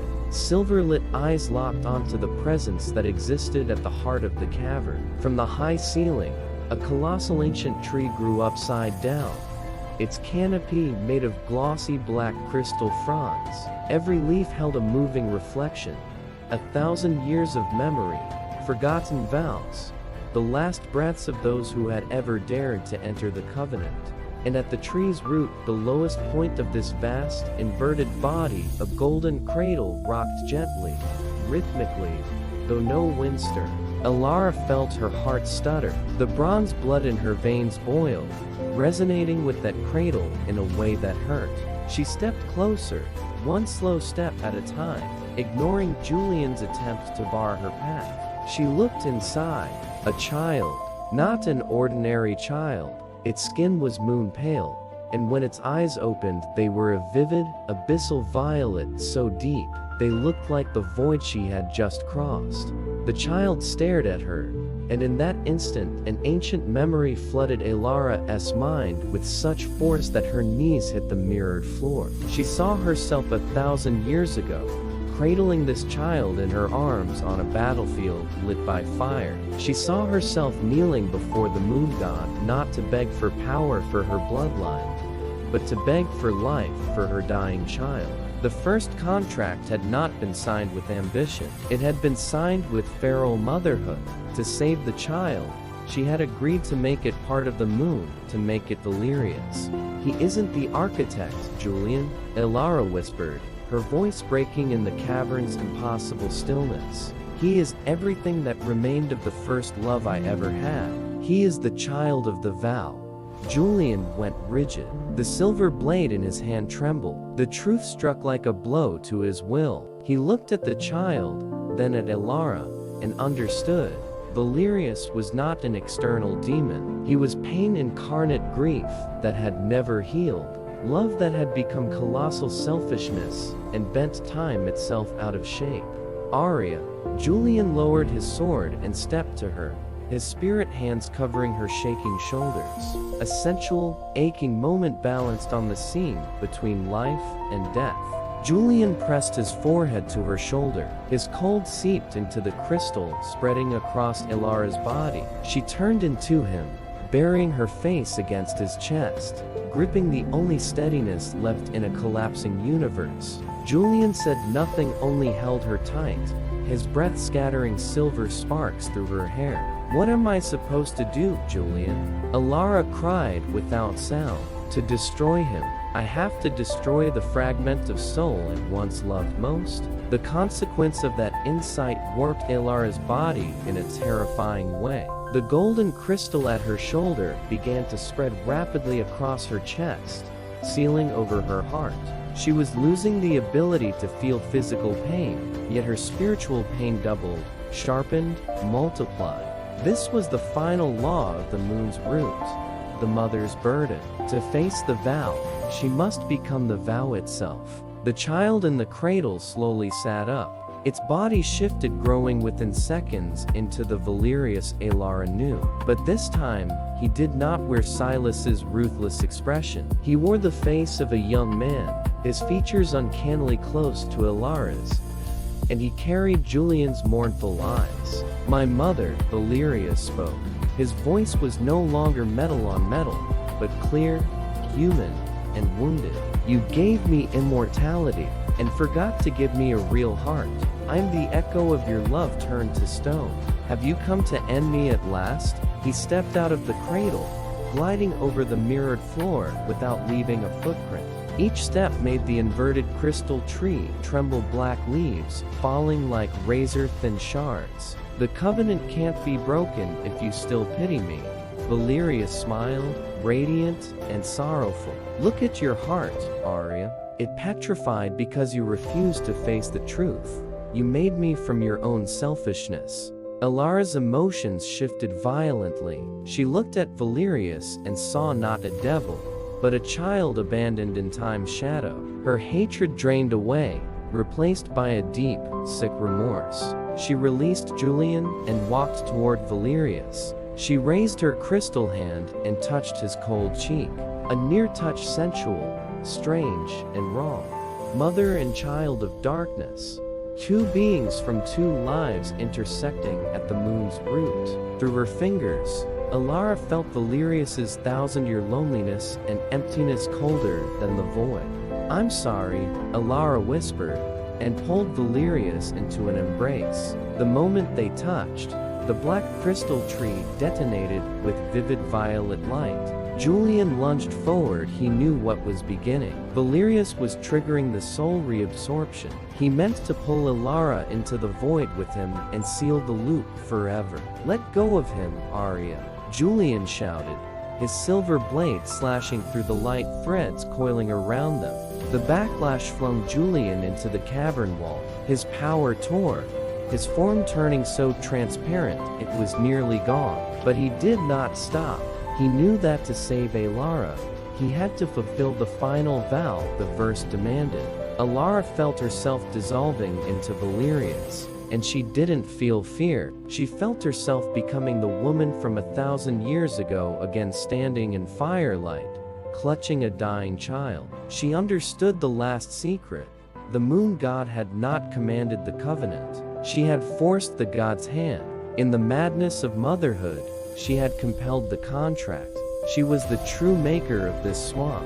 "Julian, help me," Elara said, her voice now carrying the authority of a dying goddess. With the last of her will, she separated herself from Valerius by the smallest margin, just enough for Julian to reach her. She seized Julian's hand and guided it around the silver dagger she had reclaimed from the Great Hall. "Do you remember?" Elara whispered, violet eyes boring into Julian's silver gaze. "The mage must share a heartbeat with the spirit. To erase this vow, we have to pierce Valerius's heart, which is also our heart." Julian looked at her, pain in his eyes cracking the air itself. He knew what it meant. If they did this, they would never return to being human. They would become part of the darkness, part of the tree, part of the root. "I'm willing," Julian said, firm and full of love. He wrapped his arms around Elara's waist from behind, holding her as if to anchor her to existence. their hands closed together around the dagger's hilt. A moment of extreme sensuality, two bodies.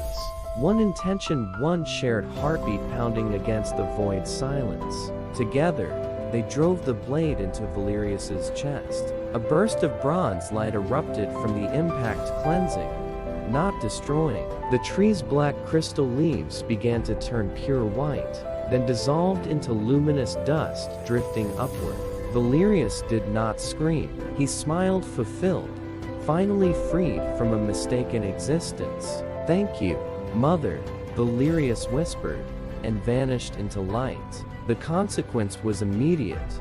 The cavern began to collapse. The moon's root tore apart under the force of a broken vow. Elara and Julian were swept into a colossal spiral of energy, where time and space no longer held meaning. In the chapter's last breath, Elara saw herself sailing among stars. She was no longer crystal, she was pure light. Beside her, Julian was gentle darkness shielding, cradling. They had broken House Vance's covenant, yet stepped into a new kind of being, eternal watchers. Elara looked down at Oakhaven. The city no longer smoked beneath black snow. It was beginning to revive under the first true silver moonlight it had seen in 1,000 years. But when Elara tried to touch Julian, she realized her hand could feel nothing at all. They had become consciousness without flesh, echoes of a love that defeated fate, but lost the material world.